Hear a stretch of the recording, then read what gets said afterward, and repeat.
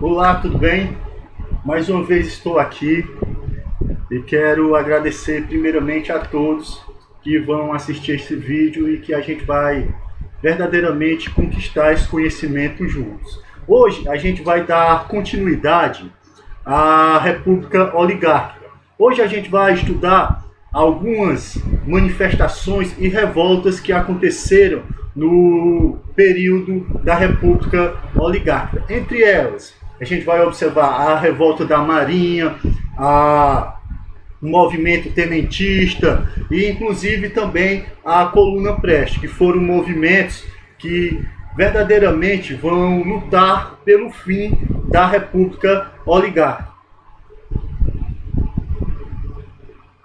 A gente vai observar, como a gente estudou na aula passada, existia um acordo político, principalmente entre os governadores e os coronéis, que, vamos dizer assim, que ajudava a manter a República Oligárquica de pé. E aí a gente vai observar que os governadores, junto com os coronéis, principalmente nos períodos das eleições, que existia o chamado voto do cabresto, que as pessoas verdadeiramente eram obrigadas a votar pelos coronéis. Os coronéis, inclusive, utilizavam a sua força, vamos dizer, a força física bruta mesmo, para conseguir que as pessoas votassem naqueles governadores, inclusive no presidente. E nessa república, nessas políticas, nesses acordos entre os governadores e coronéis, sempre o candidato que era indicado pelo presidente ia se tornar o sucessor, né? Ia ser presidente. Só que no decorrer dessa República Oligárquica vai ter manifestações, as pessoas vão ficar insatisfeitas e vão criticar esse modelo de política adotada no Brasil. E aí o que é que vai acontecer? Muitos setores da sociedade brasileira vão ficar descontentes com as políticas, principalmente quem? As classes dos trabalhadores, que a gente vai observar que vivia numa condição verdadeiramente miseráveis, como a gente estudou inclusive nas aulas passadas. A gente vai observar também a classe média urbana no Brasil também estava altamente descontente com as políticas oligárquicas que existiam no Brasil nesse período, e principalmente algumas representantes da oligarquia e os militares também, eles também não estão mais contentes com esses movimentos. Inclusive a gente vai observar que principalmente os jovens militares, eles vão ter uma importância muito grande para derrubar as políticas oligárquicas, que é o movimento dos tenentistas.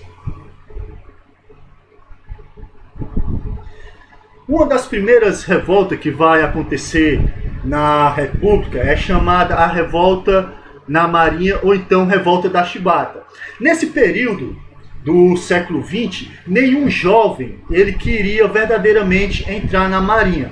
E as razões eram muitas, eram razões óbvias. Qual eram essas razões? Primeiramente, o salário era péssimo, muito baixo.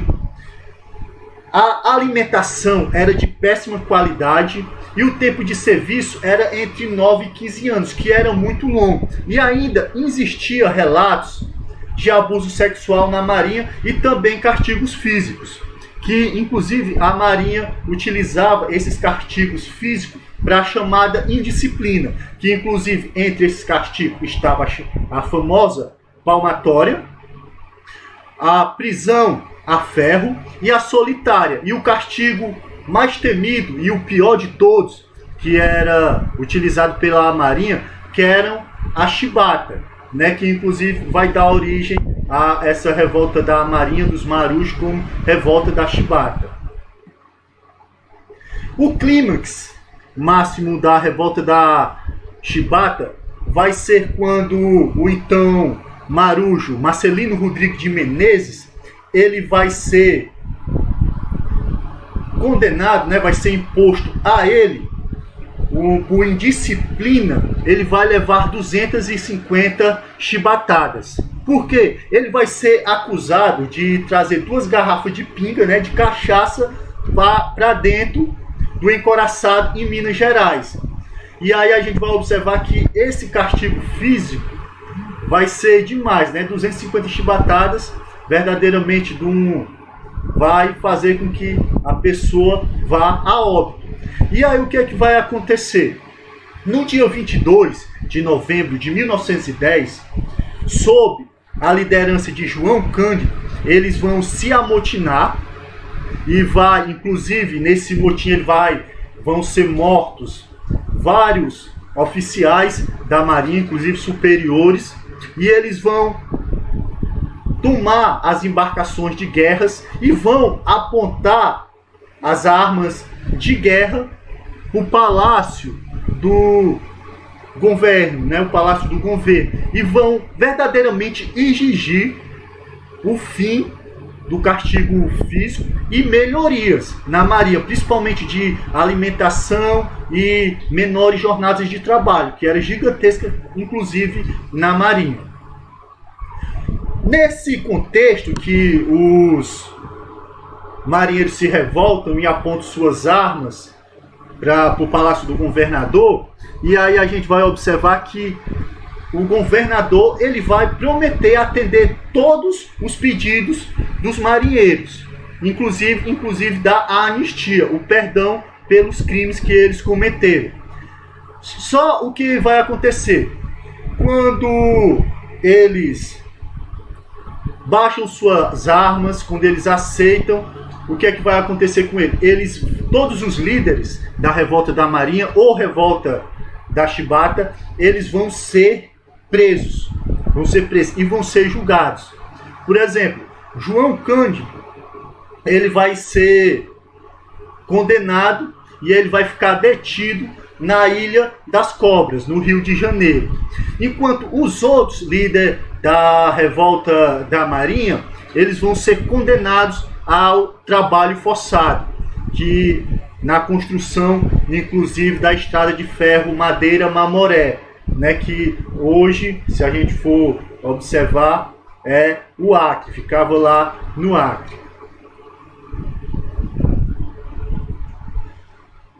Nesse período das primeiras décadas da República, principalmente na década de 20, as eleições vão ser altamente disputadas, principalmente, que é as eleições para presidente, que vai ter então 2 chapas, um é o Marechal Hermes da Fonseca e o outro vai ser o então candidato a presidente, o Rui Barbosa.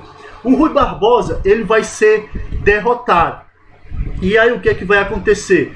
Depois, em 1919, Rui Barbosa vai ser novamente candidato. E aí ele vai ser derrotado pelo paraibano Epitácio Pessoa.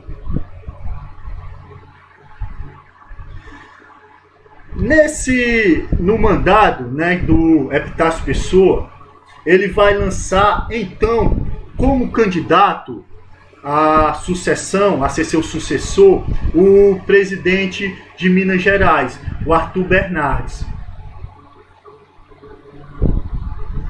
E aí o que é que vai acontecer? Os líderes dos partidos republicanos, que vai ser o Rio Grande do Sul, Bahia, Pernambuco e Rio de Janeiro, eles vão se aliarem e eles vão fazer a candidatura do Fluminense Nilo de Peçanha, que é verdadeiramente, inclusive, ele vai ser apoiado, inclusive, pelos militares. E esse movimento de oposição, ele vai ser conhecido como a reação republicana, que eles vão reagir, inclusive, com a candidatura do presidente da República, eles vão lançar o Nilo de Peçanha como candidato à presidência.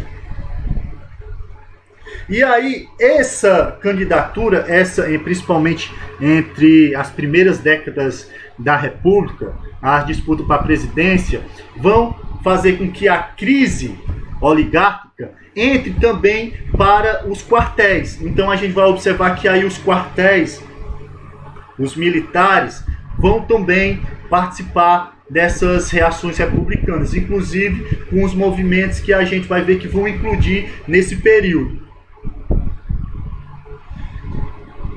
O que é que vai acontecer? Os apoiadores de Arthur Bernardes e Nilo da Peçanha vão entrar em conflito em maio de 1922. Eles vão ter, inclusive, uma luta armada, que é uma luta muito violenta. E aí, o ex-presidente do Clube Militar e o ex-presidente da República, Hermes da Fonseca, eles vão apoiar o partido de Nilo de Peçanha. Aí o que é que vai acontecer? Em represária, o presidente então da República vai fechar o Clube Militar e vai decretar a prisão do Marechal Hermes da Fonseca. E aí o que nesse movimento, que aí a gente vai observar que os tenentes, os oficiais militares vão entrar também nessa política, principalmente para derrubar o regime oligárquico, da República Oligárquica, é que em 1922, em 5 de julho de 1922, 302 jovens militares lá no Rio de Janeiro, no Forte de Copacabana, eles vão se rebelar. E aí o que é que vai acontecer? O governo ele vai mandar cerca de 3.000 soldados para acabar com esse movimento de insurreição dos tenentes. E aí o que é que vai acontecer? Desse 302, a gente vai que foram amotinados, que se levantaram contra esse regime, apenas 28 eles vão ficar para enfrentar essas tropas do governo. Só que a gente vai observar desses 28, só vai restar 18 que vão sair pelo meio da rua, e muitas pessoas que estão naquele dia no meio da rua vão adentrar nesse movimento. Claro que desse movimento, que vai ser conhecido como os 18 do Forte, que vai marcar inclusive a luta dos tenentes contra as oligarquias no poder que estavam no Brasil República, vão apenas sobreviver apenas 2 deles, que vão ser o Siqueira Campo e Eduardo Gomes, que esse movimento de luta dos tenentes contra as oligarquias no poder vão marcar o começo do movimento tenentista no Brasil. Cerca de 2 anos depois, vai acontecer uma nova revolta tenentista, só que dessa vez em São Paulo. E aí o que é que vai acontecer? Por 3 semanas, na capital paulista, em São Paulo, os revoltosos eles vão erguer trincheiras e barricadas na cidade. Para quê? Para deter o avanço das forças do governo federal, que vão tentar verdadeiramente deter esse movimento. E aí o que é que vai acontecer? Depois, nesse período que São Paulo vai viver, nesse período de guerra, que foi um período verdadeiramente de guerra, teve tiroteio, aeronaves soltando bombas, e aí a gente vai observar que vai ser um período muito conturbado, de guerra mesmo. E aí o que é que vai acontecer nesse período? No dia 23, esses combates vão cessar. Como? Primeiramente, os tenentes eles vão abandonar a capital paulista e, com a ajuda de alguns ferroviários, eles vão se deslocar para o Paraná. E aí a gente vai observar que depois eles vão seguir por Foz do Iguaçu, que aí esse movimento eles vão cruzar verdadeiramente todo o Brasil. Que nesse período a gente vai notar que vai incluir esse movimento tenentista em todos os estados. Em todos os estados não, também assim não vai ser em todos os estados, mas não vai ser apenas no Rio de Janeiro nem em São Paulo. Esses movimentos vão se eclodir principalmente no Mato Grosso, Sergipe, Amazonas e Rio Grande do Sul. Só que o governo federal, como sempre, vai tentar deter os avanços desses movimentos. E aí o que é que vai acontecer? Muitos desses militares que vão ser presos, eles vão ser verdadeiramente condenados ao trabalho forçado. Verdadeiramente eles vão ser presos e condenados a trabalharem.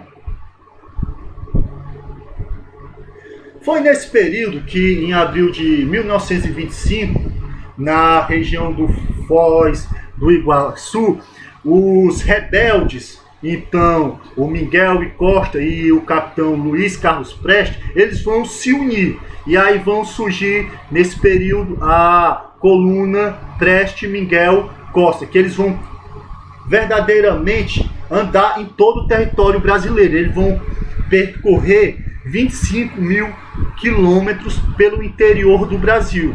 Para que eles vão fazer isso? Eles vão verdadeiramente percorrer o Brasil lutando contra as forças do governo e defendendo as ideias tenentistas e o fim da República Oligárquica.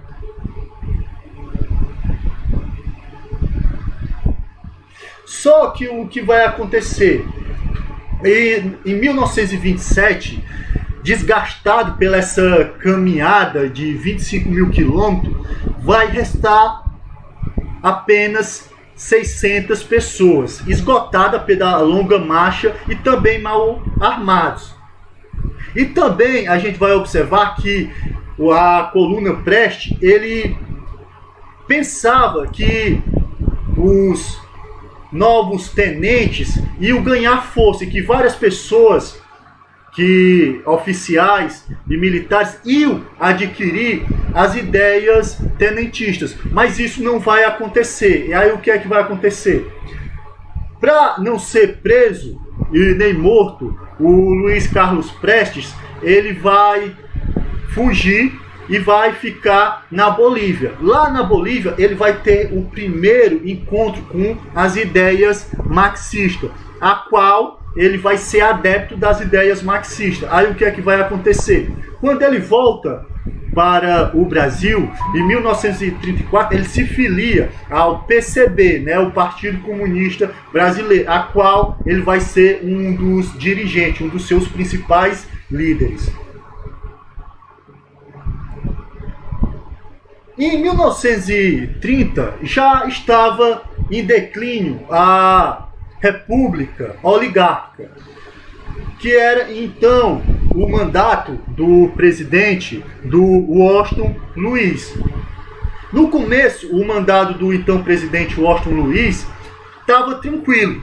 Ele não tinha grandes abalos, mas o que foi que verdadeiramente aconteceu, que vai fazer com que esse governo do Washington Luiz vai entrar em crise. Aí a gente vai observar que em 1929 vai acontecer a queda da Bolsa de Nova York, que vai fazer com que os Estados Unidos, o Brasil, entre numa crise econômica e financeira gigantesca. E aí, nesse período, o que é que vai acontecer no Brasil? Nesse período, a gente vai observar que o Brasil estava começando a se industrializar. E foi nesse período também, de 1929, que muitas fábricas vão fechar. E aí, muitas pessoas vão ser demitidas. As que não vão ser demitidas vão ter os seus salários reduzidos pela metade. E aí, ainda, a gente vai observar que a crise vai ser tão grande que vai afetar o principal produto brasileiro, que nesse período o café, que o café vai descer da saca de 20 mil réis, o saco de café vai custar apenas 21 mil réis. Verdadeiramente vai abalar, vai destruir a economia nacional no Brasil. E aí, nesse período, é que os cafeicultores, para fugir dessa crise, tentar contornar a crise, eles vão pedir um novo financiamento para o então presidente Washington Luiz. Eles vão pedir um financiamento, um novo empréstimo, para pagar os empréstimos que eles já tinham feito anteriormente. Só o que é que vai acontecer? O então presidente Washington Luiz, ele vai negar totalmente esses empréstimos para os fazendeiros. Aí o que é que vai acontecer? Os fazendeiros, eles vão ficar insatisfeitos com isso.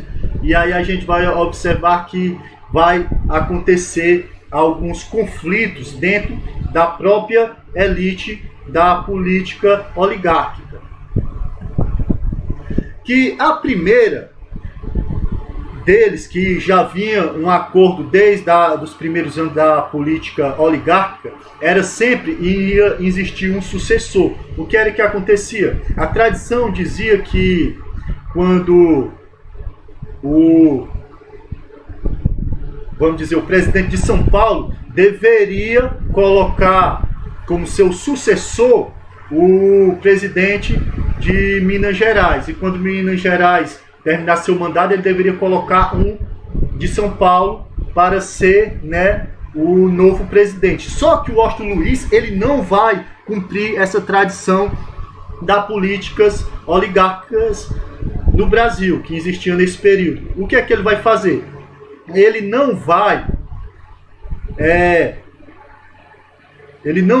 apoiar um presidente mineiro. Ele vai apoiar o então governador de São Paulo, o Júlio Prestes, para ser um novo presidente da República.